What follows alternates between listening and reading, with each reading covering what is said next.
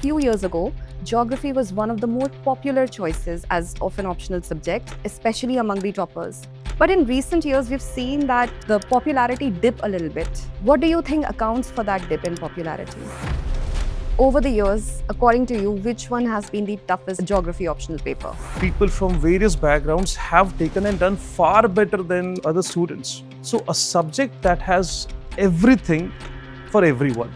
Vastness can be seen in two ways. And if you analyze your geography syllabus, particularly paper 2, not even a single word that is mentioned in the paper 2 syllabus or even paper 1 is far away from the reach of GS papers. Suppose if I'm a student and I'm taking exam in 2027, June 26 is the appropriate time for me to start the option. Which part of geography as a syllabus do students find the toughest? There's a saying that the dance of history was played on the stage set by geography. Anyone having a good understanding of geography will also be having a very good understanding of world history, international relations, and even other issues also. What are the most common mistakes that students usually commit in this optional paper? And also, how can the students avoid it? Students are unable to decode the syllabus properly. Whenever I see a student started thinking different perspectives rather than the very narrow, very parochial way, I really feel very satisfied. And that is something that excites me most.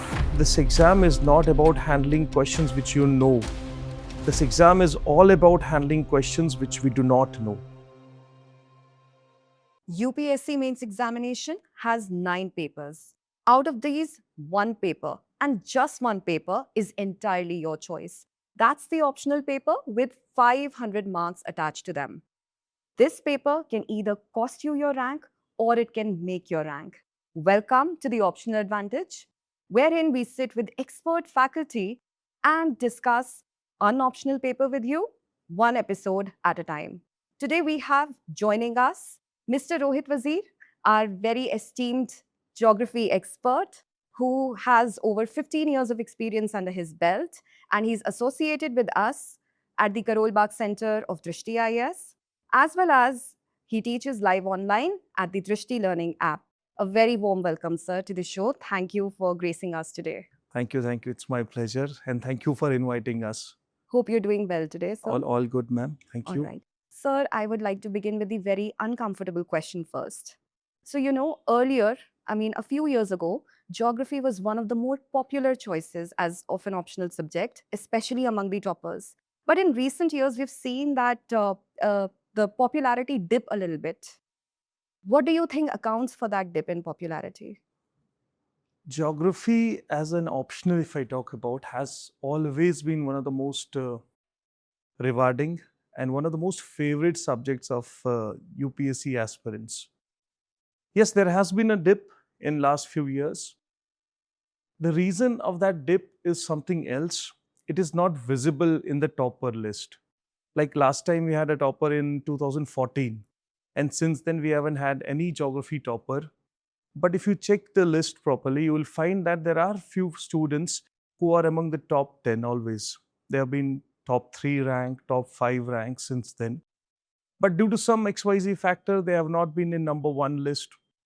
So that gives a notion that geography is not doing that well. Whereas if you check the overall success rate of geography optional, it still is above 5%, which I guess is quite high considering the fact that UPSC itself has a very low success rate. So it gives a notion, it gives an impression that geography is not doing all that well, whereas it is doing quite bit better than most of the options that we have had. Yes, I agree to this point. The success rate has dipped from around, say, 7% to 5% nowadays. That is because the dynamism of UPSC exams has slightly increased a bit. So the need is to change the approach of optionals a little bit, but I still maintain this point. It is one of the most rewarding subjects that we take as an optional. So you're saying that there is a dip in popularity, but not much of a dip in success rate as such? Yes. It is still quite successful. All right, sir. So you've been teaching geography for quite some time now. I would like to know what exactly or when exactly did geography as a subject catch your attention? It caught my attention during the preparation itself. I didn't have the BA Geography honors or something. I did it later on. I was a BSc student I did my graduations. And while preparing for UPSC exam, I found geography to be very conceptual, which I liked personally. And one of my senior also suggested me to take this optionals. So when I started reading as a subject, I inherently developed some of the interest because being a science student, I will always have an inclination towards the subject. But later I realized it is not just the subject that is science based, it also has a very big syllabus of humanities, human geography as in. So kind of interest because I developed that dynamism I found the dynamism in the subject. And later on, I pursued my master's in the subject. And since then, I'm in love with the subject. As simple as that. Yeah. So you mentioned that you were a science graduate. Yes, ma'am. And I've heard quite a few people claiming that, geography as a subject, as a discipline, is more suitable for people with engineering or science background. So how much truth is there to that? See, yes, there is a kind of mindset that it is more useful for science students or science students like the subject more than humanities. Whereas, if you see, most of the subjects, most of the students who take geography as an optional, only 5 to 7% are of these students are from geography background who have pursued their geography subject in their college and universities. Whereas we see students doing very well with something like commerce background, something like humanities. And it is not the physical geography that is the main part of the syllabus. When you see the subject, you'll find that no, human geography has a greater reach. It has greater presence in the syllabus. And later I realized, it is not only for the sciences. People from various backgrounds have taken and done far better than other students. So a subject that has everything for everyone. All right, sir. So it's a comprehensive package. Quite a comprehensive package, All right, yes. sir. But do you think that there's a lot of technicalities involved or some concepts involved that kind of draws the science backgrounds to it? See, let's take it this way. I get to hear this question quite often. Is it technical? Some students come to us and tell us that we have heard that it's a technical subject, and I have a humanity background. I am from commerce background. I'm a law graduate. Will I be able to do in the subject? It would have been a technical subject had there been topics like, suppose I'll take an example. Suppose there comes a reference of Coriolis force in the subject while we explain climatology or some other topics. It would have been a technical subject if I was supposed to derive an equation for Coriolis force, or for that matter, if examiner demands numericals from me. See, taking a reference of a science term does not make it technical, does not make it science based. So the very thought that it is a technical subject, I'm not actually 100% agreeing with this point, because just physical geography, we take some references. We take references of, as I mentioned, Coriolis force, or suppose there's a concept of latent heat or specific heat. These are all the topics that we studied in our school days in 6th, 7th, 8th standard sciences. Does not make it technical. Yes, if I had to calculate specific heat, if I have to calculate the equations and numericals raised on that, it would have become a technical subject. So just a reference doesn't make it technical. Fair point, sir. Very well said. Sir, now that we are discussing about the concepts associated with the subject, there's also usually a question amongst many students that's a doubt regarding the vastness of the syllabus. And students tend to perceive geography as a very vast area, very vast subject, especially when they compare it to other optional papers which have like limited syllabus. So, how to tackle with that vastness, so called, of the syllabus? See, first of all, the limited syllabus in UPSC is a misnomer. Because every optional will take its own time to complete, to get over, etc., etc. And then When it comes to geography, in fact, whenever we start the geography optional or even in general studies, students do ask, sir, we have heard that the syllabus is quite vast and so on. No doubt it is vast. There is no question about it. Not in one iota of doubt for that. But let's see it this way. Every optional will take near about 7 months, 6 months, 7 months to get over. So does the geography. If a student is studying 2.5 hours, 3 hours, if a student is taking a class and the class duration is about 2.5 hours, 3 hours, 5 days or 6 days a week, the syllabus can be comfortably covered within a span of 6 to 7 months.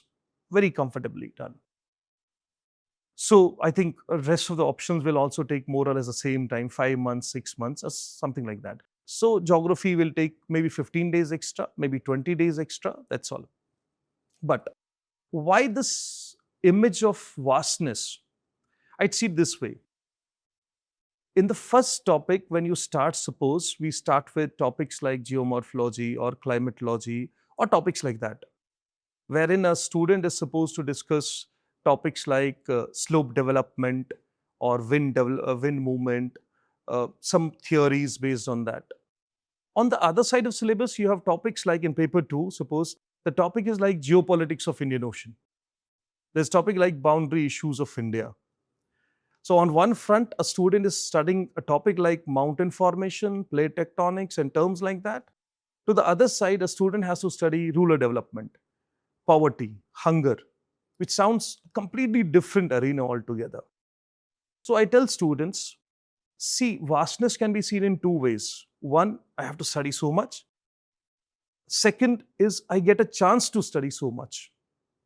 And if you analyze your geography syllabus, particularly paper 2, not even a single word that is mentioned in the paper 2 syllabus or even paper 1 is far away from the reach of GS papers.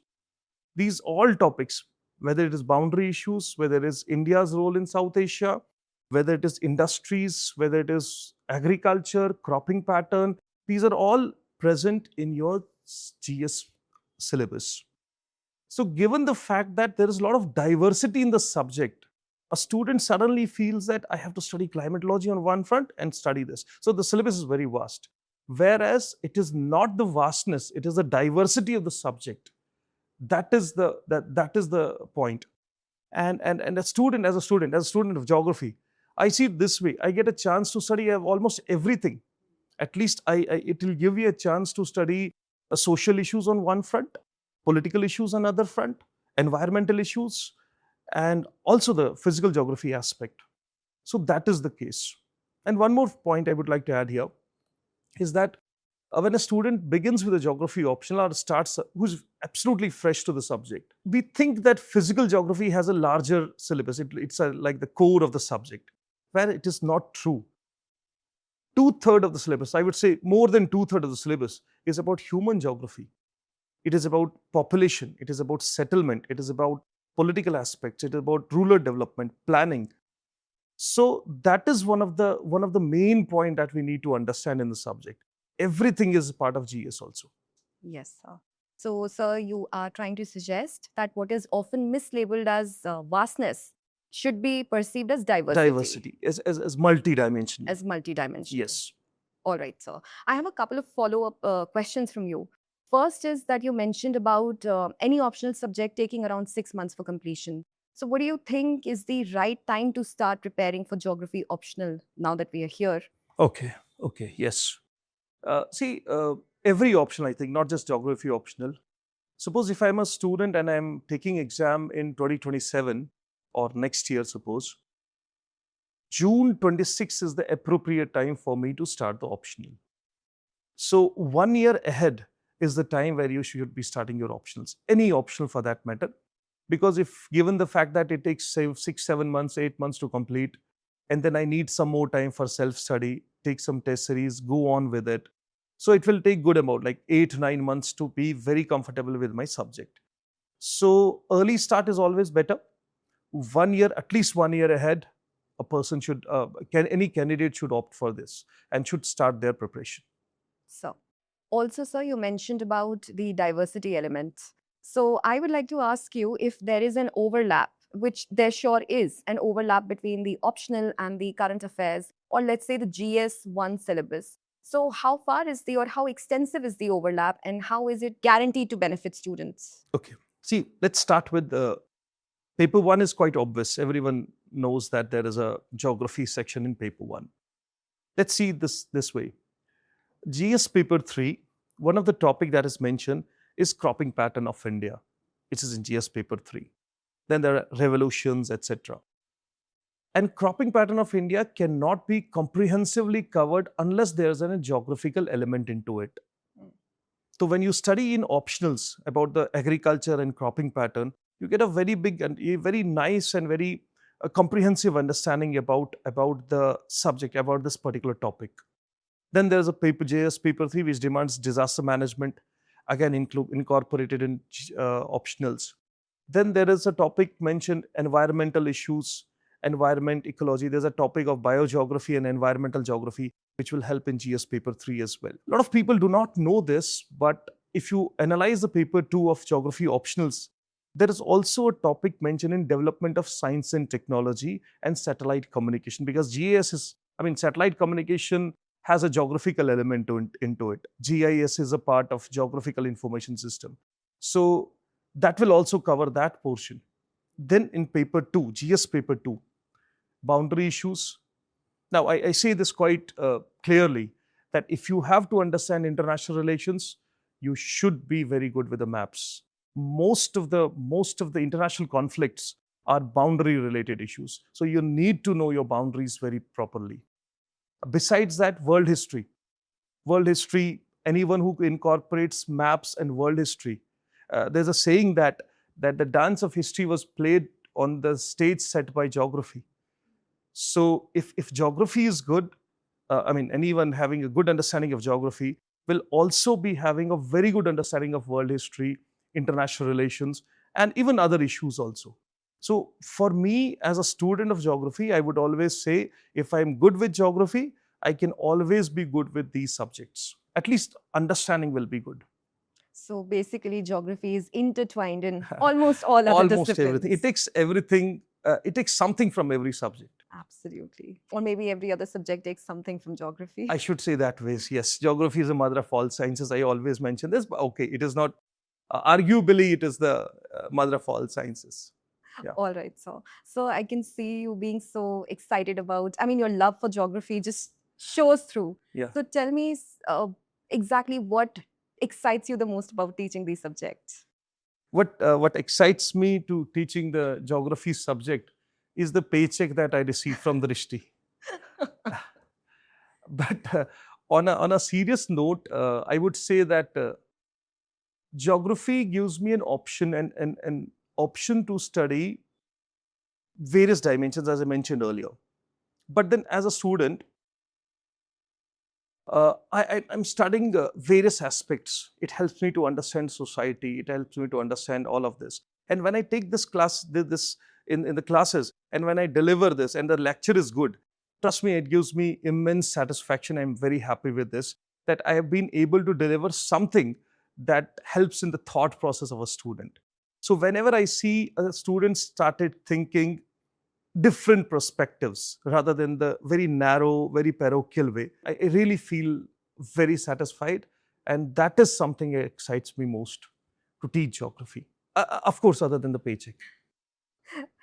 Fair, sir. So you've had so many years of experience and you've taught toppers as well as people who couldn't make the cut. So my question to you is, what are the most common mistakes that students usually commit in this optional paper? And also, how can the students avoid it? Students are unable to decode the syllabus properly. As I mentioned earlier, it was more like the physical geography that attracts people towards geography. And after some time, they find it, no, it's not human geography, it's not physical geography only. Largely, it is human geography. It's about population, it's about settlement, it's about other topics that probably they didn't think that ways. And suddenly they are taken aback. Ye kya ho gaya? Something is not, we thought of physical geography. So my first suggestion to every student who is taking geography optional is, please think that geography is diverse and see section B of paper 1, see paper 2. It is the core of the syllabus, number 1. And also the nature of exam is more like applied aspect. So geography provides you that application part also. The second mistake, a lot of people think about, getting more material will help me clear this exam.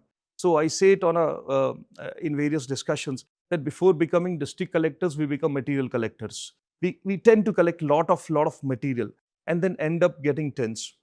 So first of all, take a proper guidance, irrespective whether you want to join classes or whatever is the case. So take the proper guidance. Second, after that, first of all, mark your books, mark your references, make comprehensive notes, and do incorporate current affairs also. Sometimes geography is also seen as a static subject where it is not. There are a lot of current affairs issues that one should incorporate in the subject. That is where students make mistake. Thirdly is lack of diagrams and maps. So your answers should have diagrams and maps. That is one of the mistakes that I find a lot of students make while writing answers.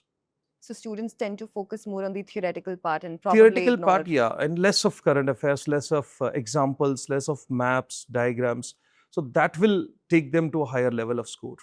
Right, sir. So, what is a student who is scoring around 300, let's say, or an above average scores in the optional, doing differently from someone who's like stuck at the average score? Okay. I'll take an example here. We had a student way back in 2016 and 17. She took her first mains in 2016 and she could score 270 in first attempt, which was exceptional. Well, I would consider that a very good score. And when I checked her answers which she had written during the classes, she was very good with the diagrams, she was very good with the maps, and she was very good with her expressions. The answer would flow. You don't have to seek further point. It will flow. In her third attempt, like that is second mains, she could score 311, which is an exceptional score in geography, although maybe some of them would have scored more than that also. So then I asked her, what did you do extra this time? She said, I added case studies. I added examples. I studied more of current affairs magazines, and from there I added some of these topics which helped them to give more relevant examples. So a student, suppose a newcomer who is starting, he has done his foundation and then he takes his exam without even doing much of the work. A student will be able to score 210, 220, 215, somewhere around that.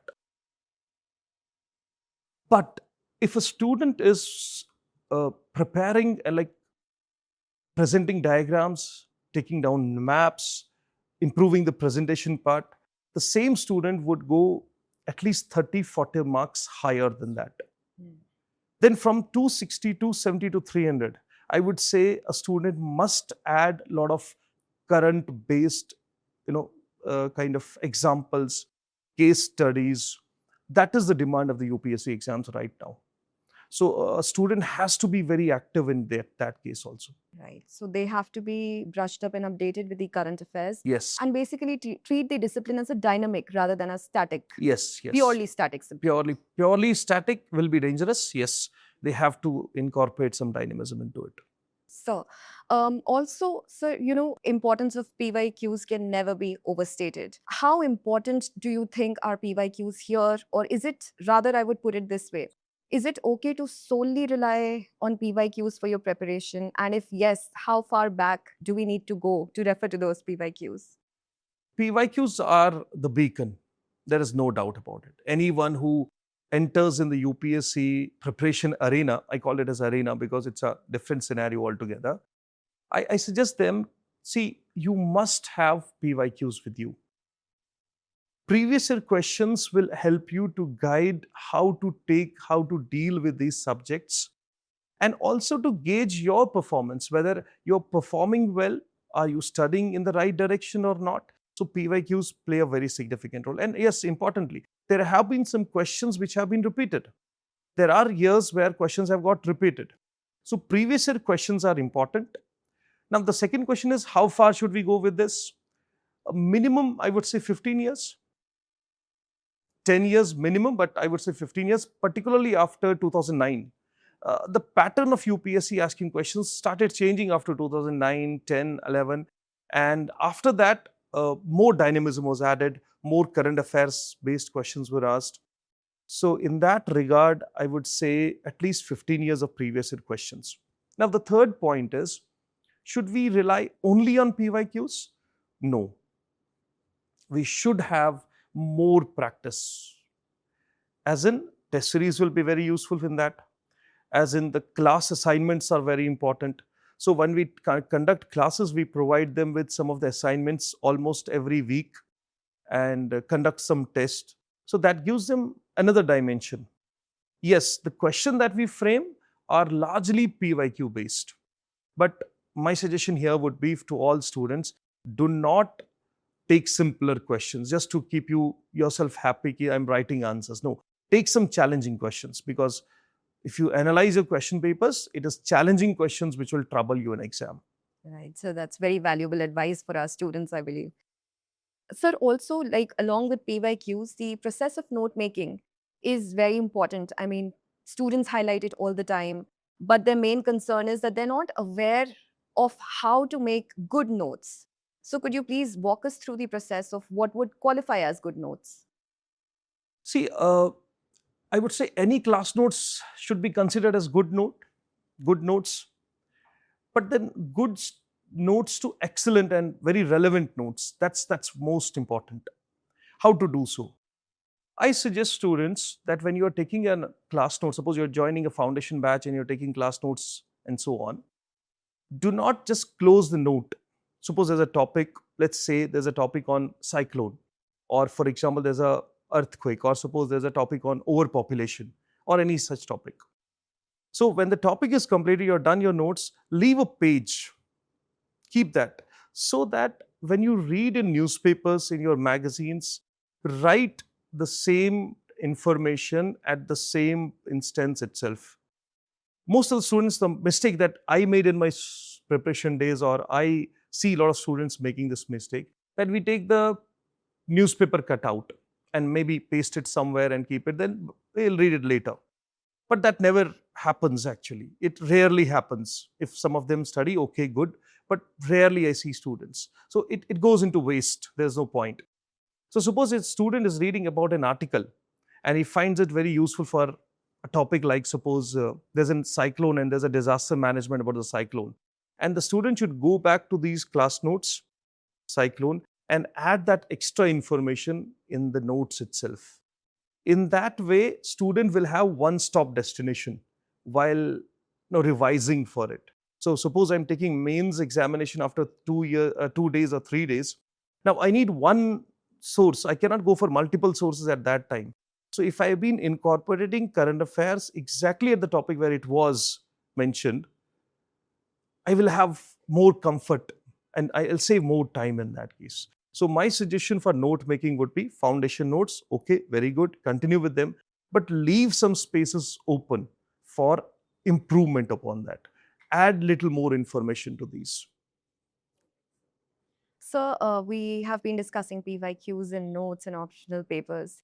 How do you think a student can make this learning process very enjoyable for them, along with, of course, preparing for the exam? I mean, studies and enjoyment, they're two poles apart maybe, but why is it not enjoyable at times? It's because we find detached. There's a feeling that the topic that I'm studying is different than what is happening around me. But a student should first make a mind. There should be mindset that whatever I'm studying is happening around me. What is UPSC preparation all about? It is about society. It is things happening around me, whether it is GS or most of the optionals. And the nature of the exam is also like that. You need to be very aware of what is happening around me. So students, those who come for the preparation, geography optional or any subject for that matter, believe, think, and tell yourself that when I'm studying a topic, it is not just a subject. It's about me. It's about my society. It's about my country. It is about things happening. Tomorrow, I might be encountering the same thing. Even after selection, I have to think about urbanization. I have to think about other things, rural development. So when I'm studying topics like that, I need to be aware that it is about me and my surroundings that I'm studying. That way, a student feels little more connected. And once the connection is developed with the subject, they start enjoying it. I feel that ways. So it's likely the relatability factor. Relatability factor, yes. All right, sir. So now that you've enlightened us with a lot of valuable insights, I would like to play a little rapid fire round with you, wherein you have to answer quickly. So the first question is: do you see geography becoming more popular or less popular in the coming years? Obviously more popular. As a student of geography, I would always want geography to become more popular. Maybe I can give a reason for that. See, disaster management is a challenge.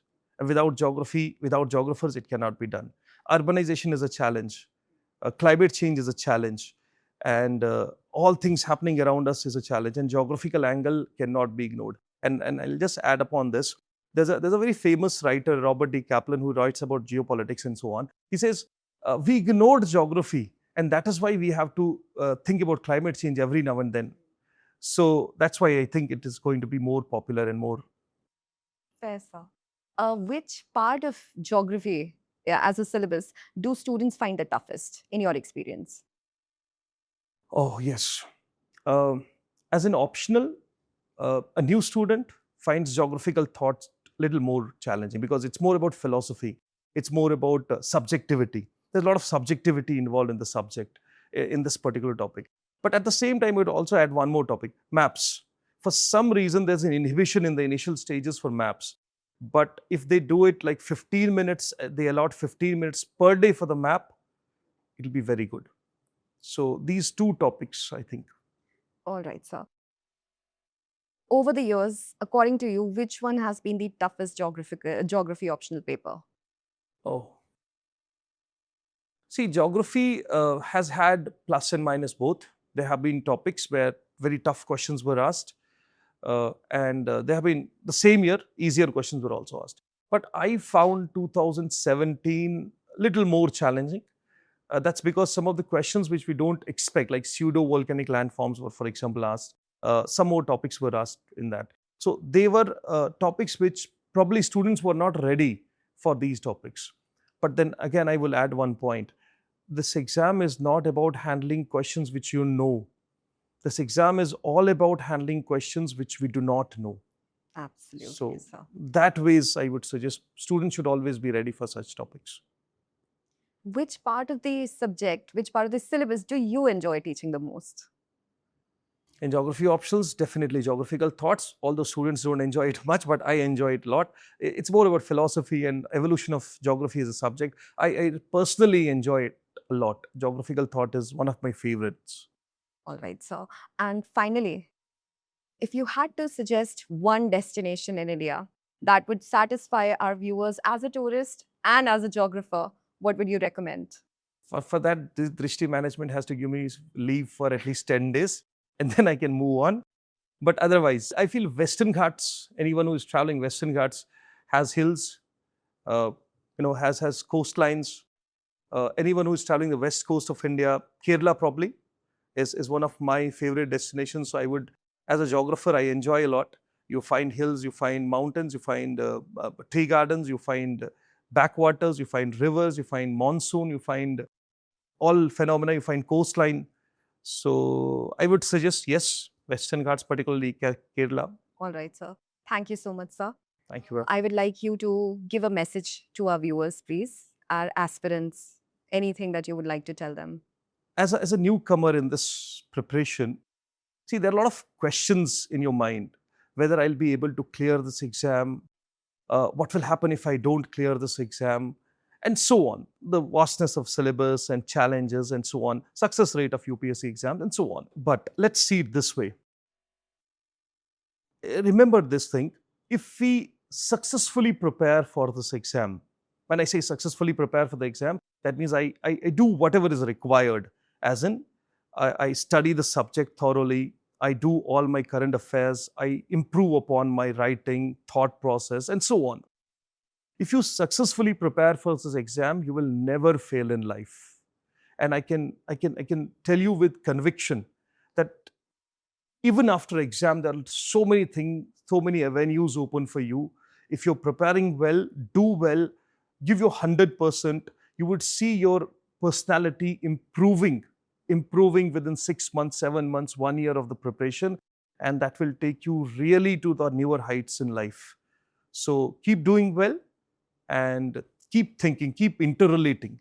Interrelation is something that I would suggest that you must work upon. And that's all. And enjoy the preparation here. This is just a phase of life and you'll enjoy it well. That's all. Thank you, sir, for gracing the show with your presence. It was absolutely enriching and absolutely enlightening to have you here. It was my pleasure, and really congratulations to all of you to have this kind of initiative. Thank you. Thank you for Thank inviting you me. very much, sir. So, our dear viewers, I hope you enjoyed today's podcast. I hope you found it insightful as well as enriching and valuable. For more such episodes, please hit the like, share, and subscribe button, and do not forget to press the bell icon. Thank you for watching. For more informative content, like, share and subscribe, and do not forget to press the bell icon to get the notifications.